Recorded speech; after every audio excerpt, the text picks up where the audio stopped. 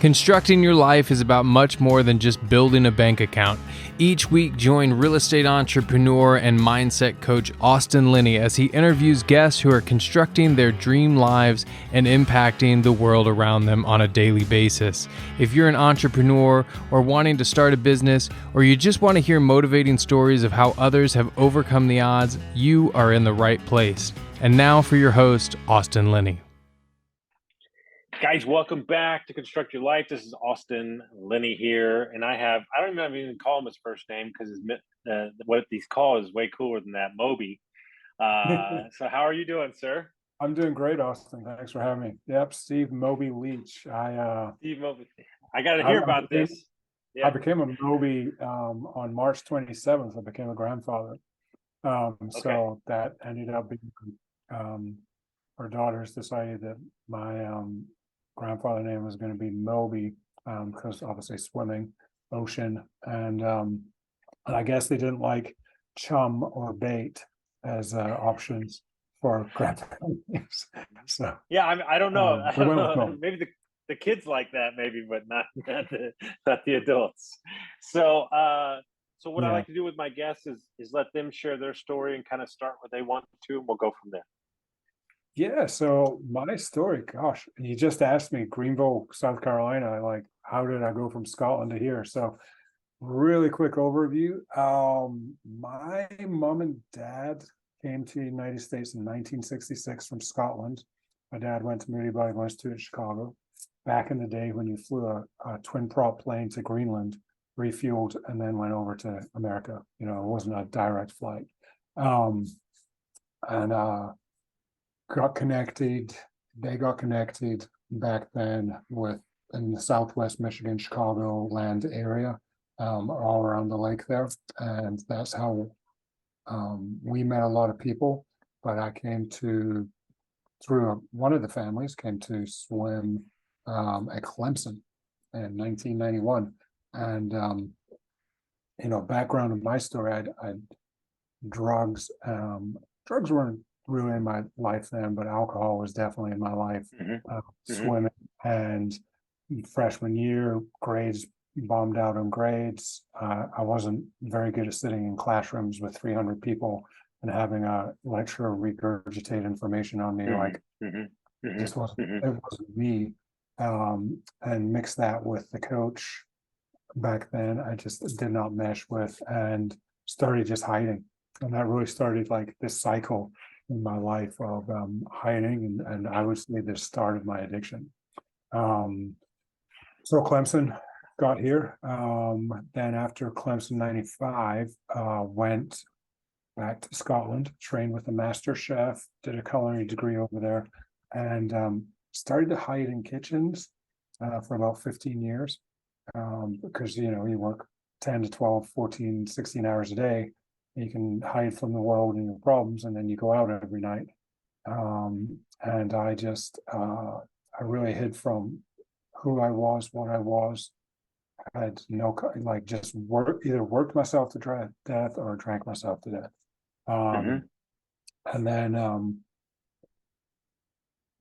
I was in the upstate, and somehow started again flowing around to cook for different people, and thought I was like this big thing, and opened up a restaurant in Spartanburg that when the economy crashed, we had opened a year before the economy crashed. So lost everything, lost my identity, lost all the backers, hit rock bottom in 2010.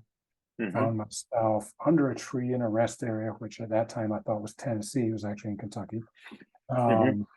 And just kind of turned my life over to God and said, okay, I'm done running. And that started the process of me getting clean, sober.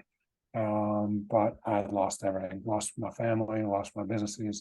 $55 in my pocket, no insurance in the car, no tags on the car, hundreds of $1,000s in debt, tens of thousands to the IRS. Just a solid rock bottom. You did a good job. Yeah, you did a good job. How, before you continue on with the story, how long have you been sober? So off drugs, around 2010, around then. And then alcohol, I don't really remember. I think it was like 2011, maybe 2012. Okay. You Somewhere. ready? Yeah. You ready? Yeah. Okay. Watch. 20 years functioning alcoholic. And my first 2 years was addicted to meth and cocaine, was homeless. And I spent 20 years in the restaurant business as a chef and wine, hiding in restaurants. Yeah. I mean, so people, here's the thing, Austin. People see coincidence, I see providence. You know, like exactly. Well, I mean, I just sit here and I'm going, is he reading my story? What is going on? I just saw your face. You went. And I love it. It's just because I hire a lot of, so my rule is there's 3 people I'll hire yesterday: ex-Marine, ex-recovery, and New Yorkers, right? okay. And the reason is that when you come back from where you and I came from, the joy to be alive is so much greater. Every morning. Because friends didn't make it out. Wow. Right. And so when you come to grips with your own sobriety and what you mentioned, like when you said you lost everything, you said it perfectly. You lost your identity. There you go. It's not the quitting drinking is not the hard part. It's reshaping your entire identity and who you hang out with and what your life is. Yeah. Yeah. It's I would say the year 2 to year 1 to year 4 is really hard. Yeah. You know, because I'm 5 years in January. So. Yeah. So like I don't know your story, Phil. I could take a quick read, but you know, that first year you're like, yeah, I'm gonna do this, and it's like, okay, I'm gonna perform, I'm doing so good, everyone thinks I'm cool, like, and but then you have no friends, you have no credit, you have no money. And I see a lot of people going into self-isolation in that point. And I was like, okay, I'm gonna create a framework that I can manage. Because I never went to rehab. I never went by the grace of God. So don't hear that I'm saying I did that myself. Yeah. There's people around me. God is definitely in control of this. But I started working on my faith first. I worked on my faith, and then I worked on my physical. Like getting healthy again, because I'm like, okay, I'm fat. I'm pretty sure I've destroyed every organ in my body. I started working on the physical. Then it was like relational, like who am I going to be as a husband, a father, a friend, a business associate? Like who am I going to be?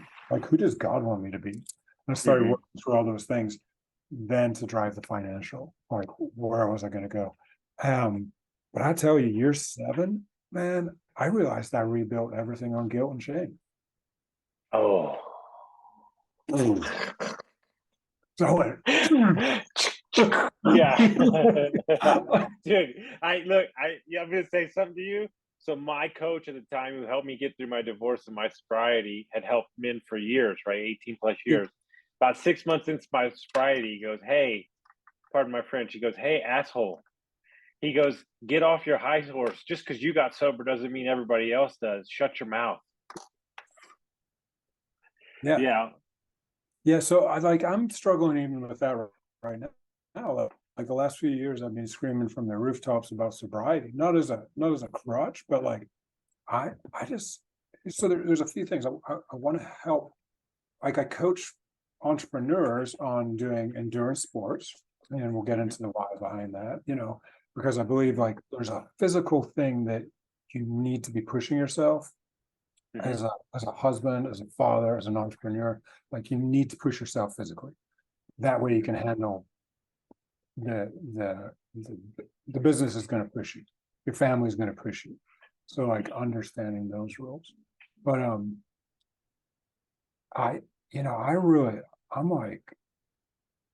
starting to realize like I want to help the sober cure this. Like that's super interesting, right? Because you know what did it for me? We're really like through it. Well, first I got to tell you my joke. Okay, first I got to tell you my joke. So we're in a business meeting. There's 8 people around the conference table, right? and I bust out an 8 ball of cocaine and I do it all, and they go, "Oh, Austin's out of his fucking mind," blah blah blah blah blah blah, blah, right? And then that same guy drinks a 12 pack of beer, and they go, "Oh no, Austin just likes beer," right? It's amazing how we rationalize, right? So what I find the most exciting is sober curious, right? And here's, I coach a lot of people through this, who, I'm not asking you to quit drinking. I'm just asking you, could you skip a day? Could you skip a day and see what happens to you? And here's the problem though. When you skip, things come in. Maybe your marriage is not exactly like you wanted to. Maybe you don't love your job. Yeah. And then you're like, then you have to wake up to what the life you created too. Right? So that's where a lot of people turn back around, right? Hey, what's on your bucket list? Do you think you can do that if you keep drinking? Yes. That's a good point. That's a great, because that's something somebody can be excited about. Yeah. Like, so do you think that your wife likes smelling your breath in the morning when it smells like whiskey? I don't know. Does she? Dude, that's just, Does she, it's such a good question because it's so real. It's so real, right? is it, when it's coming out of your pores, how do you think she feels about that on Monday morning? Oh, she don't care. She's got red stained lips from wine. Really? She probably only had one. Because she's got to keep an eye in the house, because she knows you're not in control. That's a good point. So when you were laying underneath that tree and you were in all that debt, how do we get here today? Yeah. Slowly. And patient, aggressive patience, really. Like I started pushing and building. Actually, let me back up. What really got me there? I met up with a spiritual formator around beginning of 2012. And he taught me, like, we would go out, it's gonna sound really weird, and it was awesome. We would go out and sit in the woods. We might talk, we might not. We'd just sit there. And at first, the first 5 minutes, I'm in a glass enclosure, like, oh, I want to get out. Like my mind was just racing. And it was so uncomfortable. Then through this process, it was about 3-4 months of process, once a week, and then I would go out myself and go sit. But just sitting in my feelings with no mask, no numbness, no nothing, and just started talking to God. And I think an impactful statement was, do you take all your baggage to God and talk to him? And I was like, he doesn't want to hear me whine. And he goes, well, what kind of relationship is that? He already knows the good stuff, so why are you telling him the good stuff? If he knows everything, then why don't you tell him the good stuff and the bad stuff and have a relationship? So it started this process of just talking. And I think that was really kind of like my AA meeting, if you will. Like I started talking and moving through things. And going down through the layers of like, what was my base level? And my base level was fear of not fitting in.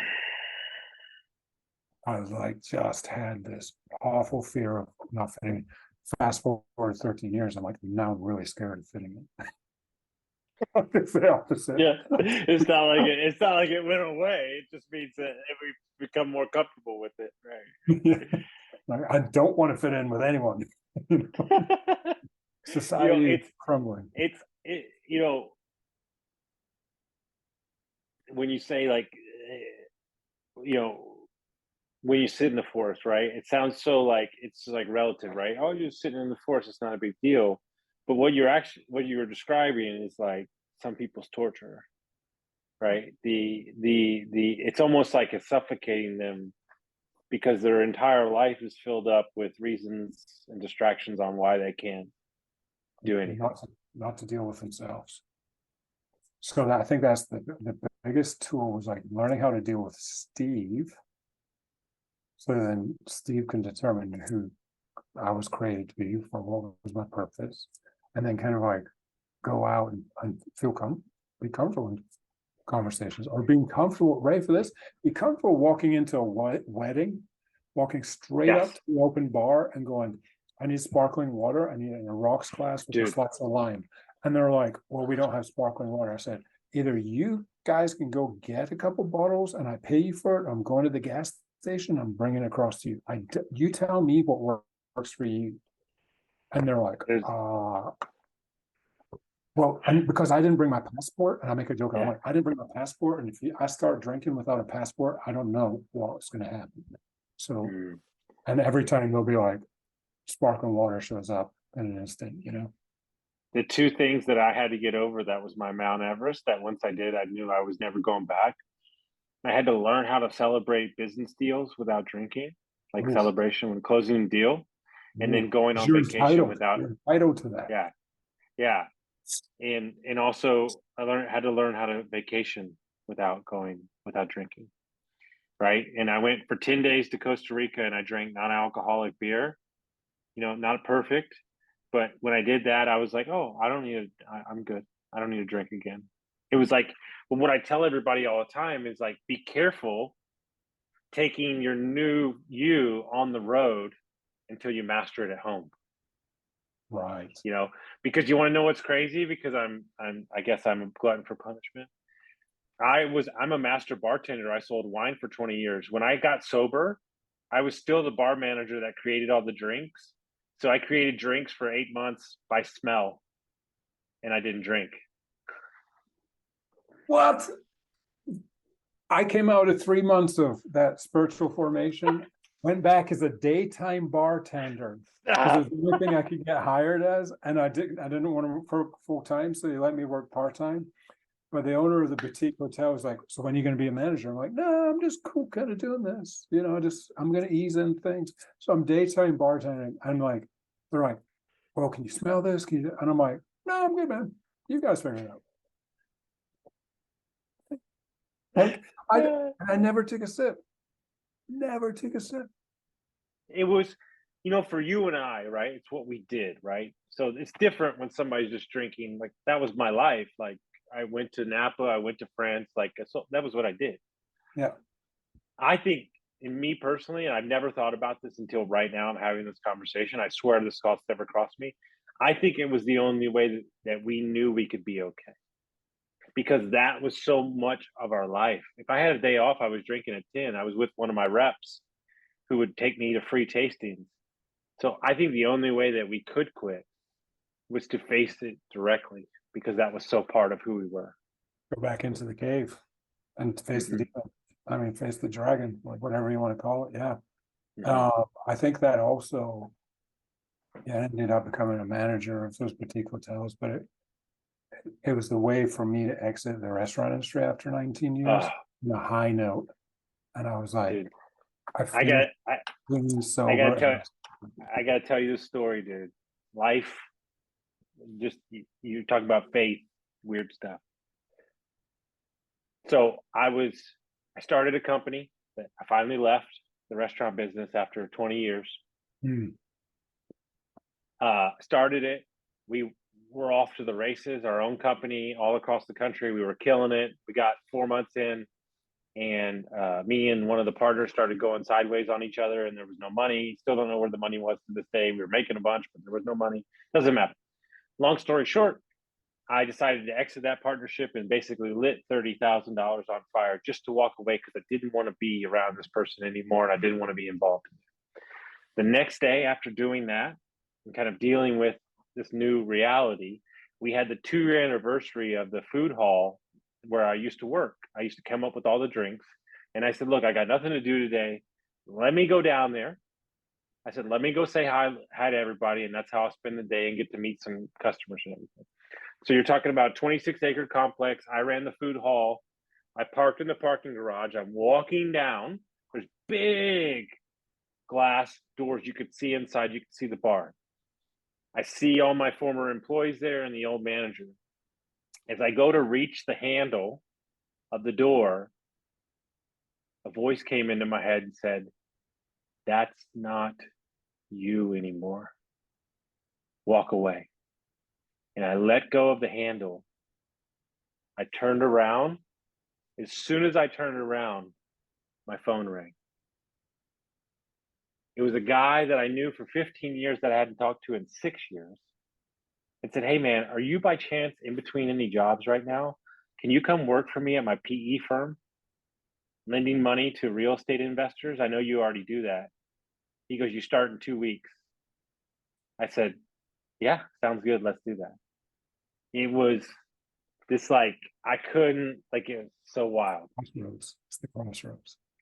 Yeah. It's the crossroads. I'm like, yeah. The number of crossroads that you hit, and you're like, you want to grab the handle? Yeah. And for you as your everybody asks me all the time, what's your rock bottom moment? I'm like, I don't know. I had like 20 of them, so I wouldn't know, I wouldn't know. What I told you seems like the rock bottom. Yeah. But for you, can you highlight one of those crossroad moments for yourself?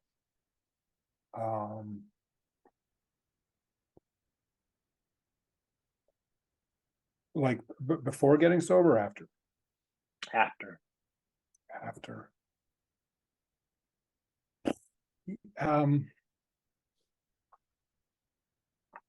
Now when it came to drug and alcohol, like I was done. I was really, really done. How about a crossroad moment with yourself, not drugs and alcohol? Crossroad moment with myself, I have a lot of those where I'm like, oh, this seems like a good idea. And then I'm like, it's just shiny and just a distraction. I think the biggest crossroad moment I've had this year, and this is a good one. We had flown out to Hawaii in April. My wife and I and videographer Herschel, to swim my first of the 7 oceans. Last summer, my dad passed away, and 2 months before that, my sister, not biological, but my sister, passed away from ALS. And I was sitting up in Michigan, and I looked to my bride, my wife, and I said, I know we don't have English Channel till 2024, and I know we've got a plan for 2025, but I'm going to go up to the house and I'm going to book Hawaii for next year. And she's like, what? I said, I've got to take it down. I can't take life for granted. ALS took Laura down in 2.5 years. And my dad got 10 extra years after the Widowmaker. He passed, and I was just like, I'm not guaranteed next year and the year after and the year after. So I'm just going to start moving, And so we get out to Hawaii, and like, there's just all these confirmations that we're going to be out there because everything's going wrong. We're raising money for foster children to get mental health counseling, to help pay their bills. Like, it just, things were not going right. Timing was off, and everything we expected kind of just was a little shaky.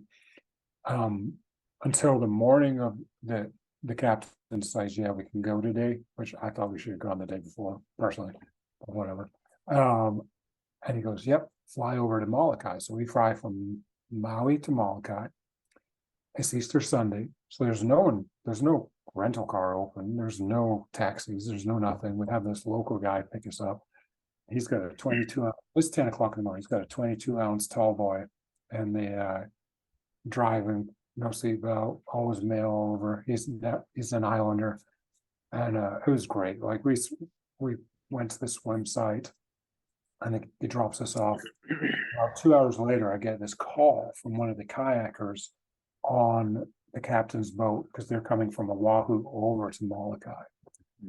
And Miles leaves me a message saying, hey, we're coming out of Panamu Bay, and it's really big. We've got a lot of white caps. I don't honestly feel like it's safe to bring you across the channel tonight.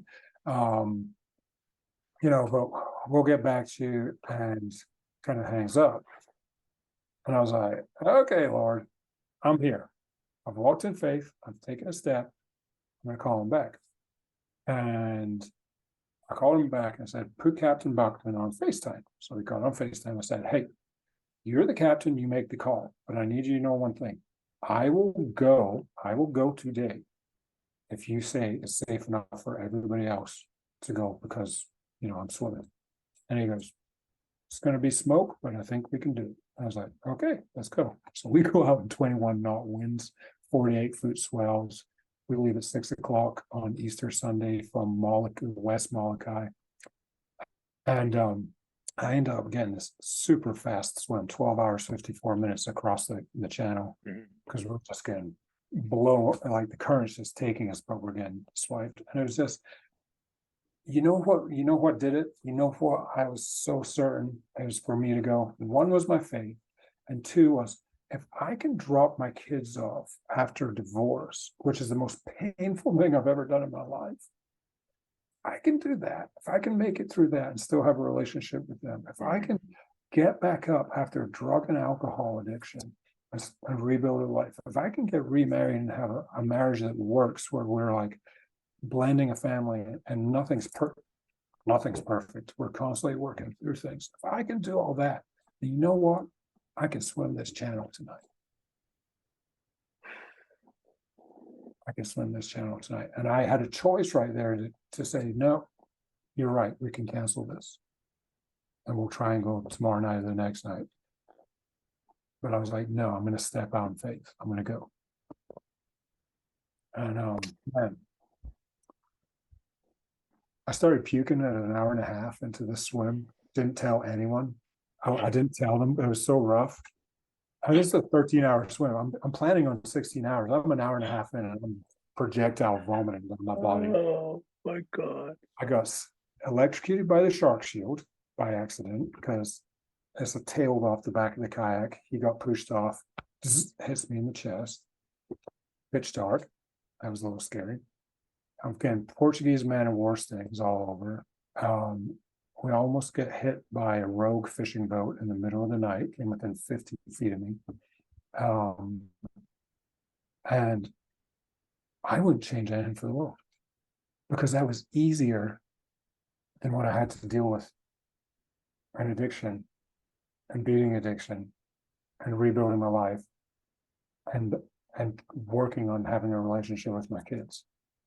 And people go, how can you even compare? I'm like, 94 people in the world have done that swim. I was like, yeah, but foster children don't choose to be in the position they're in. They don't choose to be in that position, and they've got to keep going, and I'm going to keep going. I have so much to unpack there, but yeah, I don't even know what to think. I gave you a fast, like. But what's more important is what you said at the end. My fiance was in foster care. Are you my twin brother? Like, if we? What is happening? I mean, we got the same hair. It's the whole thing. There's two things that she taught me. I was in a marriage that didn't serve me for a really long time. There's two things she taught me. One, I'm actually lucky that I don't have parents because they didn't put any of their bullshit limiting beliefs on me, and I get to be who I am, which is holy shit, mind blown. And the second thing that she taught me was that rain's just as beautiful as sunshine. And when I hear of your story of swimming across the ocean, and I'm sure there's other ones, and I can't wait to learn more about all that stuff. I think the thing that people have it twisted when they meet people like you and I, that we come from where we came, is that they think that we're always jovial and nothing scares us. And what they don't understand is probably in that 12-hour swim or plus, there's probably 57 times that you wanted to stop, if not more, but you just didn't give in to the feeling, right? And that's what they think. Oh, you just wake up and it's all positive and rainbows. No. Every day I doubt myself, but I'm not going to let it stop me. And that's what I'd imagine the conversation, because you're spending a lot of time with yourself. I've coached a lot of people who were ultra marathon runners, and I think at one point you probably run the bullshit out of your head. I would say at some point you probably swim the BS out of your head too, don't Yeah, you have fun till it's not fun anymore. Yeah. And then how do you Yes. keep going though when it's not Yes. fun anymore? So at just over 4 hours, the kayakers switch out every 2 hours. There's two of them. Like, these guys race the channel. Um, one of them got so sick he couldn't kayak for 5 hours.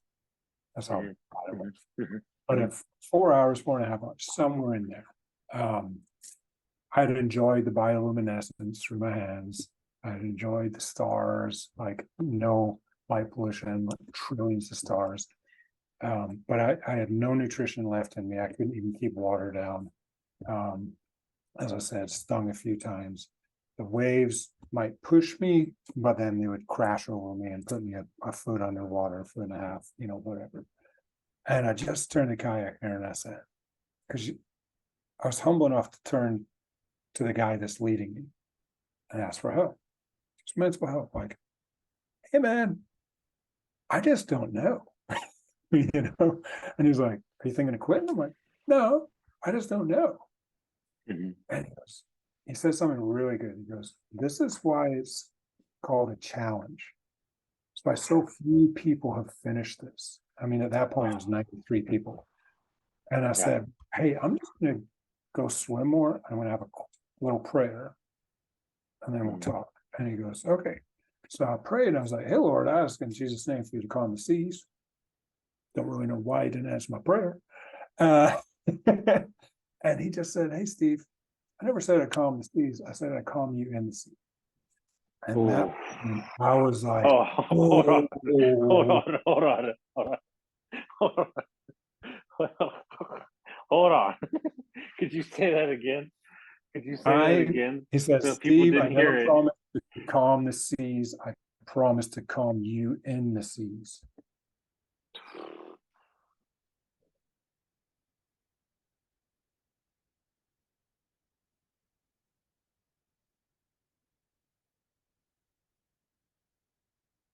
Hmm.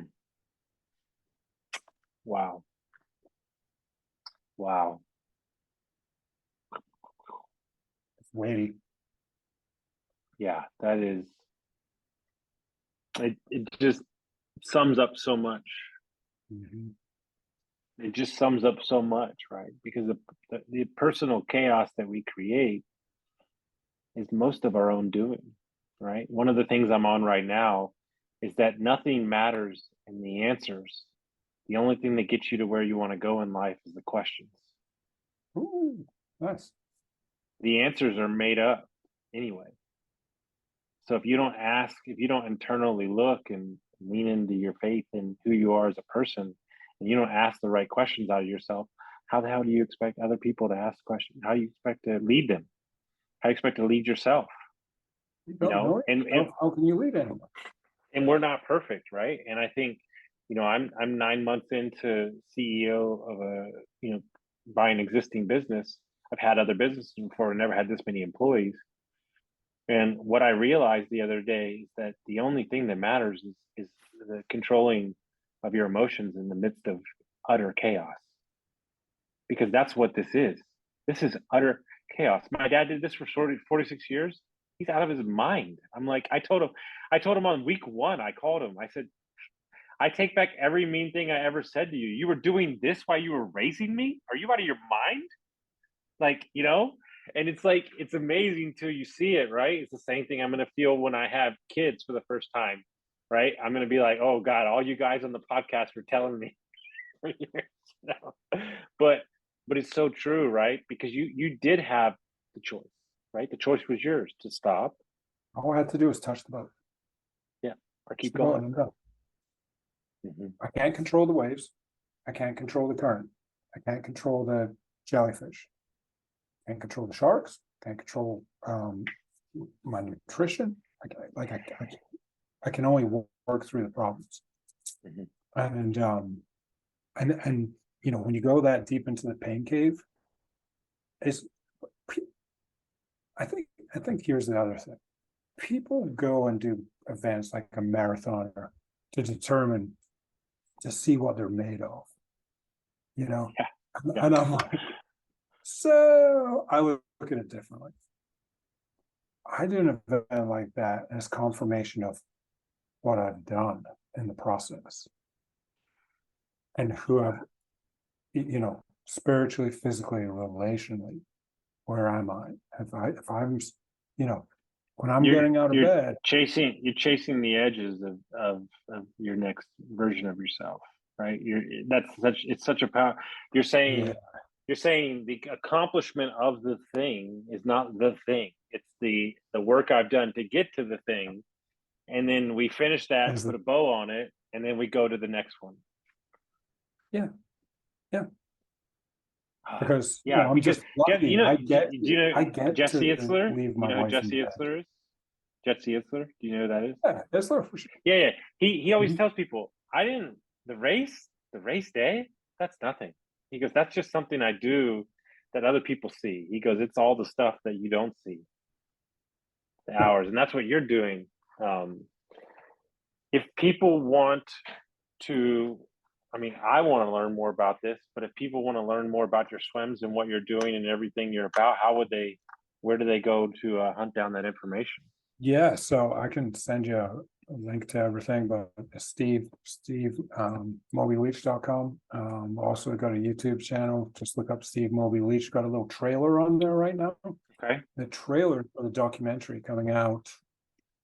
What month are we in? We're almost in October, so it should be out maybe November. I can't wait. And that documentary's really to, again, we want to do, and this is nothing happens by accident. We have 2 swims next summer, English Channel and North Channel, within a month of each other, which is slightly uncommon, very uncommon. And then year after that, we've got a big amount of swims in 2025, but we're starting a nonprofit because we want to build long-term sober living communities in the upstate of South Carolina.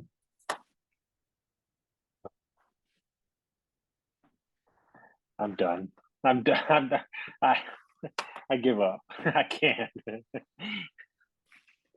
So we want to build ranches where people can get sober and restart their life. So yes, done. So that's beautiful. Yeah. That's it.